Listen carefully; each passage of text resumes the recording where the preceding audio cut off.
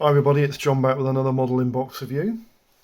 This is another Matchbox kit from the purple range. This is PK10, the BAC 167 Strikemaster.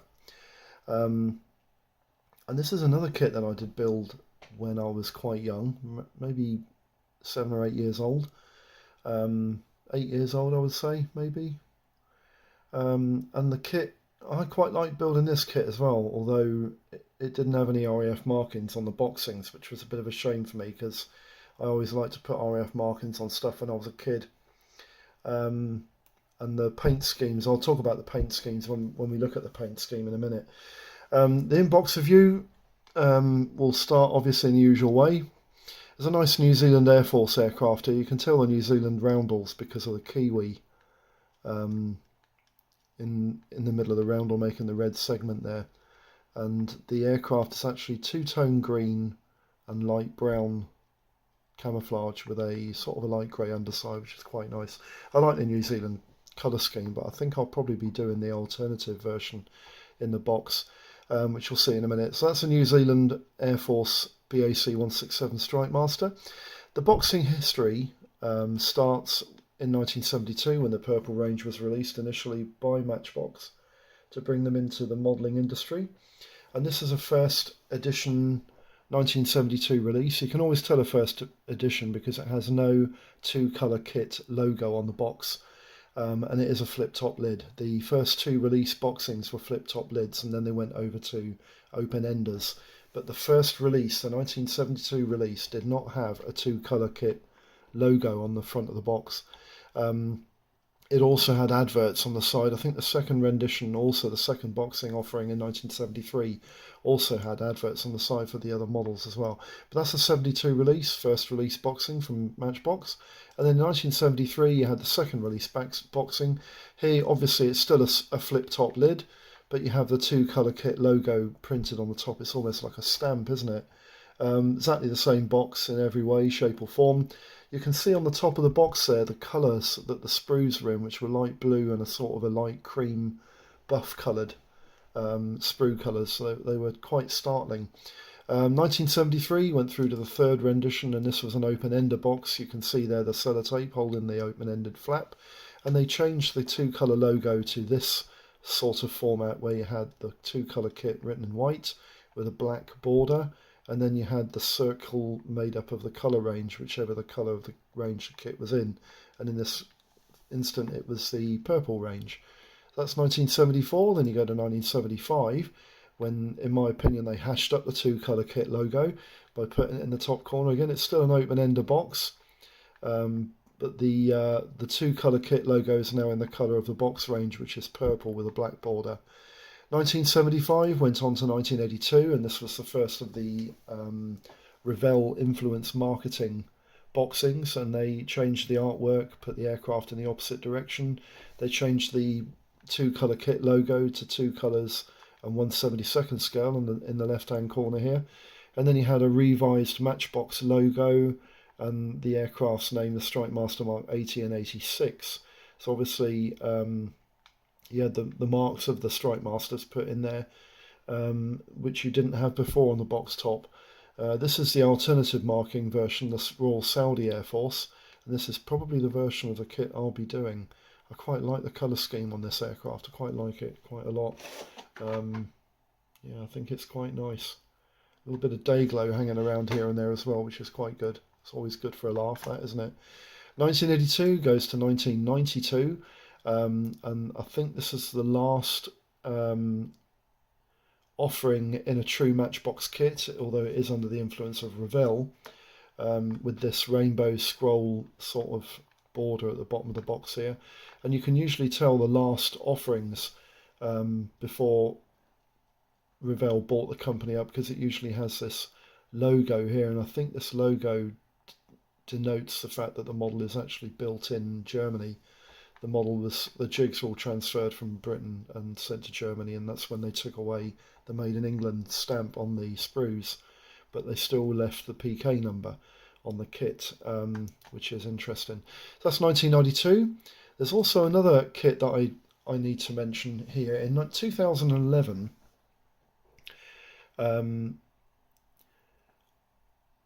there's a company called DPMV, which is they were marketed special kits by Revell for the IPMS, and they only made 500 boxes of the DPMV special release, and they were only for sale in IPMS competition venues.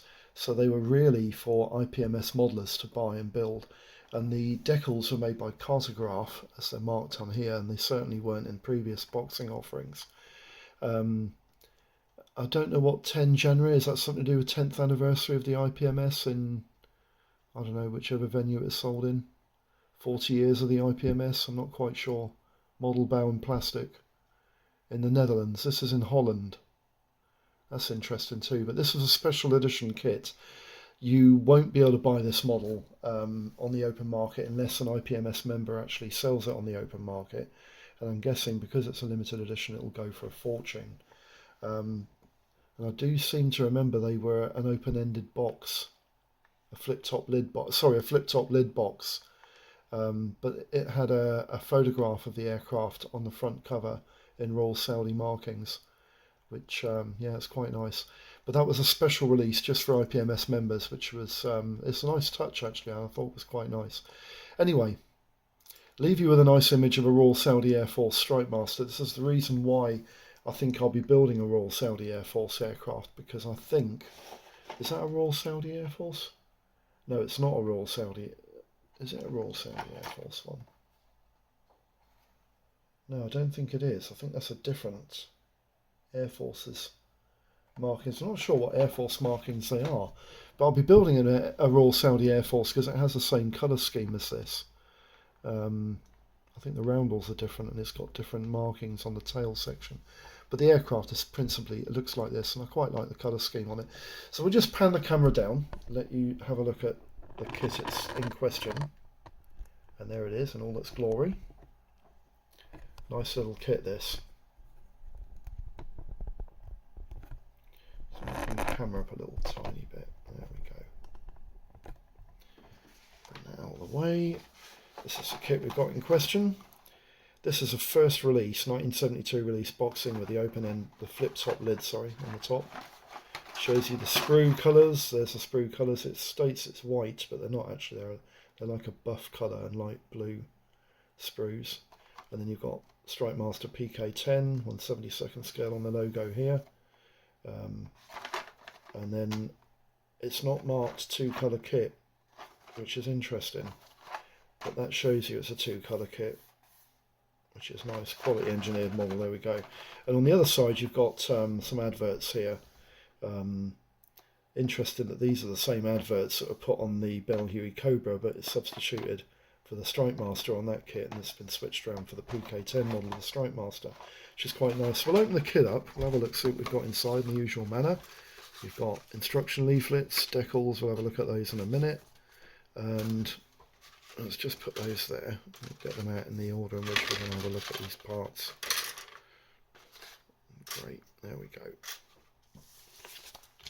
Instruction leaflet.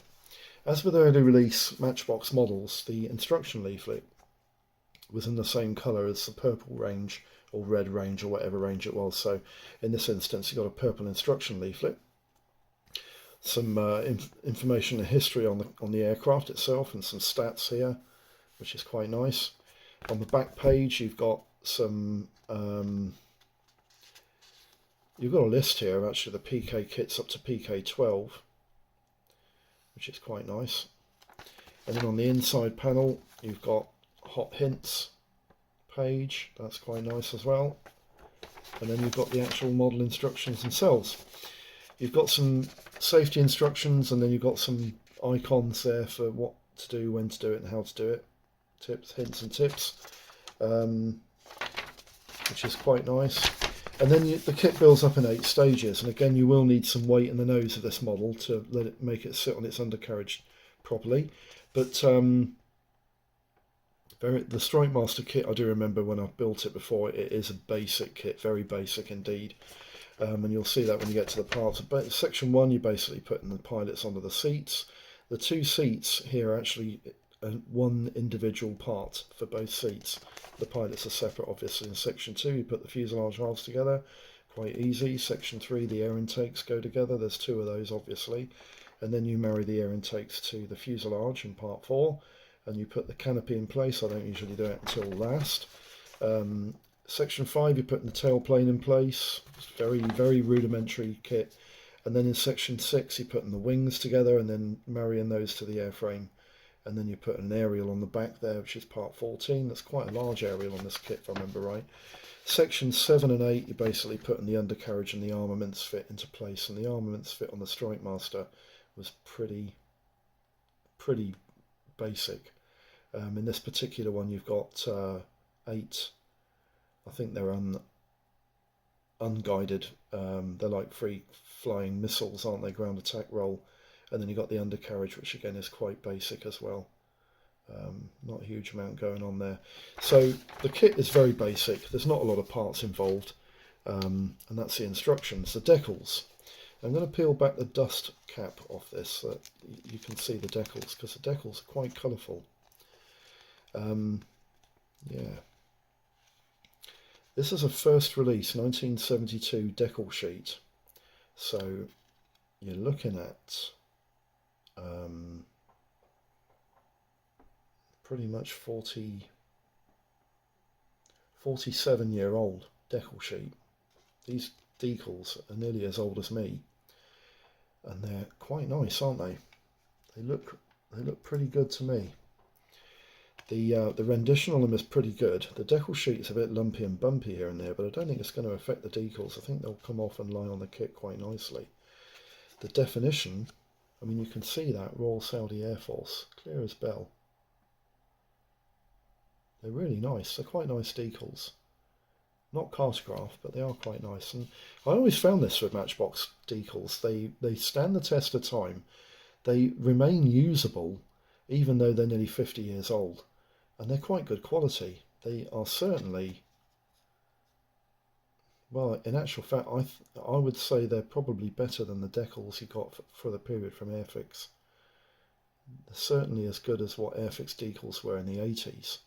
This was 10 years earlier. So they're quite nice. The decals are quite nice on this kit. I like that. An early release Matchbox kit. Of course, you get a Matchbox stand. There it is. Got Matchbox written all over it. Lindsay Products. Company Limited. And that's a multi-position stand with a multiple position top and lug that fits in the underside of the fuselage. That's quite nice as well. You didn't get those in the Revel release kits, but you did get them in most of the Matchbox release kits. And this is the canopy.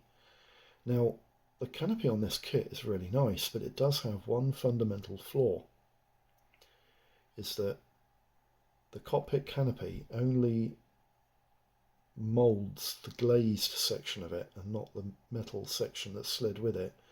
So for you guys who want to build a Strikemaster with an open cockpit canopy, you're probably better off opting for a different company's cockpit, a different company's Strikemaster, because you would have to cut quite a lot of the fuselage up and then fix it to the back of this canopy, and it's a lot of work for very little return.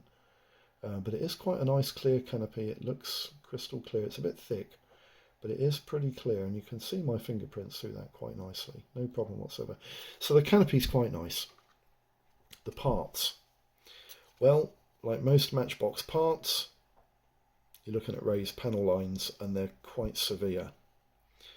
The Strikemaster more so than most Matchbox kits. The wing panel lines don't look that bad.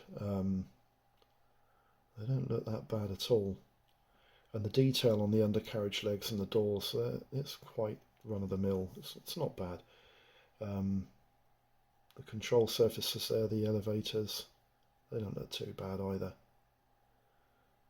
So that sprue's not too bad. The tip tanks are all built in. Yeah, that's pretty normal. So that sprue in light blue, quite easy, quite nice, not too bad.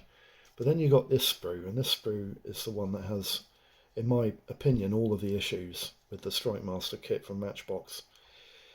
First of all, on the back of the cockpit canopy, this section here is actually part of the sliding canopy. And other models companies like Airfix and Sword have incorporated that section of the canopy into the glaze section so that you can have the glaze section in the open position or the closed position, which is a lot easier to do than what it is with this kit. In actual fact, this kit, it is an awful lot of work for very little return, as I said before. The other issue you've got with this kit, as you can see straight away, is those recessed panel lines. Yeah, they are recessed panel lines at the back there, but they're really, really deep.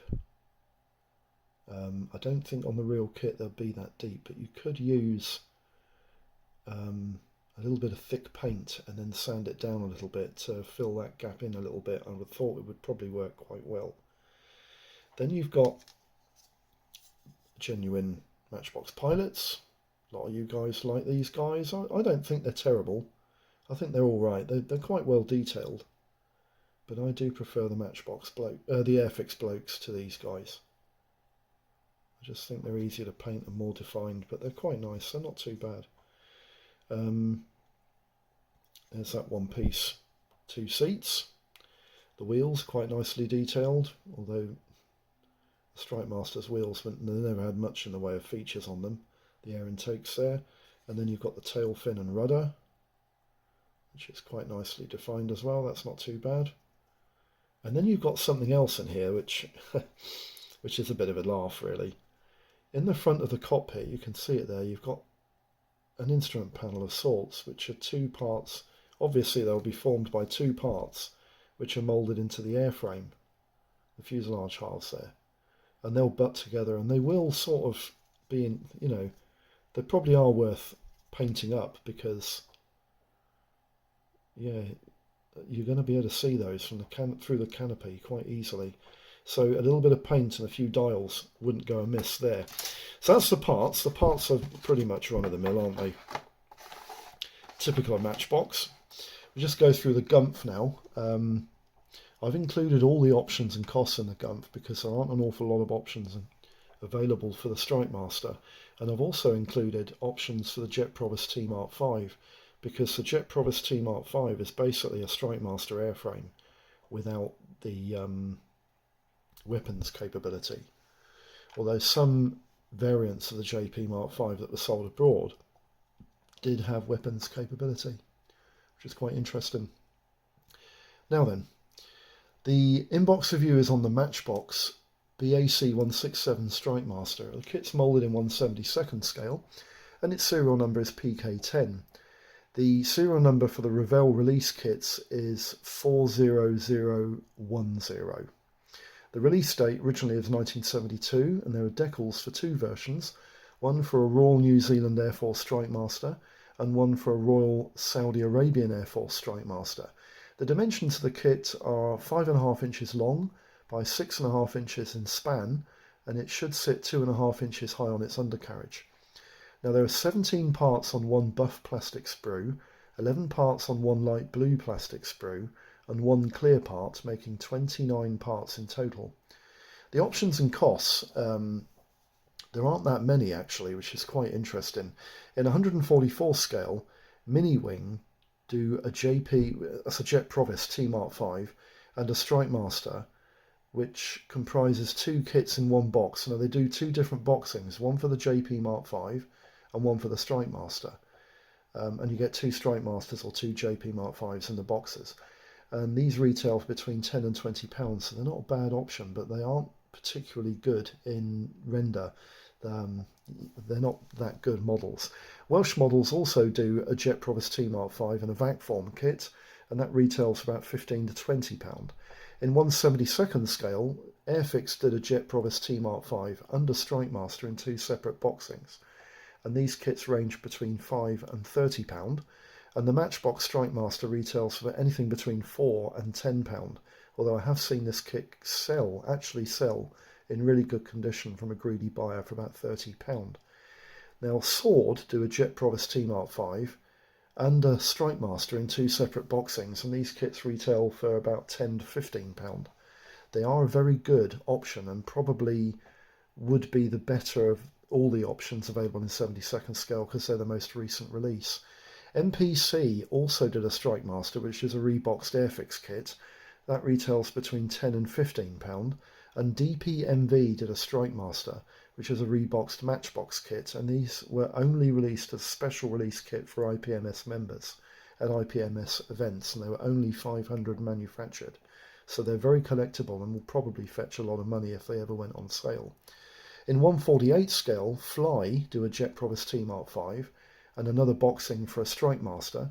These kits retail for between £30 and £45, and Aero Club do a Jet Provis T Mark 5 and another kit of a Strikemaster. They're both VAC form models and they retail for between £30 and £40.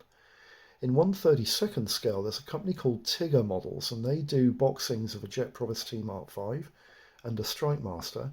They're both VAC form and they retail for about 30 quid. Conclusions. Now, this Matchbox kit has a serious issue for the modeler that wants to have a canopy open, as it's impossible to do this with this kit.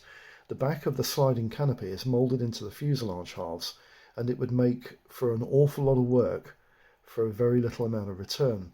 It also has very deep panel lines after the canopy, but the rest of the raised panel lines don't look to be that bad. The interior has a rudimentary instrument panel of sorts that could be enhanced with some painted dials, but the rest of the interior is very basic, like the most of the Purple range kits in the Matchbox range. Models worthy of note are the Airfix kit, which has a more detailed cockpit interior and a navigation light in the nose. And the Sword kit is the most recent release, and it's creating a stir in the modelling community at present, and it looks to be very nice. The Matchbox Strikemaster is another kit I built when I was young, and I remember enjoying it as something different, as it was the sole Strikemaster kit at the time of release in 1972, Airfix releasing their kit 1 year later, and it proved to be a higher seller, as it was superior in every respect, except maybe in ease of fit, as the nav light never really fitted that well. I hope this inbox review has been of some use. I don't think the Strikemaster from Matchbox is a terrible kit, but I don't think it's one I would normally recommend. I think there are better Strikemaster kits out there, but for you hardened Matchbox fans, I think it's a must build because it's not a terrible kit. It's quite accurate, and the markings do give you options for kits that aren't normally covered by other companies, although the Sword kit does produce the Royal New Zealand Air Force version. So anyway, I hope this video has been of some use. Thanks for tuning in and listening in, and I hope all your modelling projects are running fine. If you have any questions, queries, just pop them in the suggestions boxes and the queries boxes, and I'll try and get back to you as soon as possible. Thanks for joining in, and I'll catch you for the next one. Bye bye for now.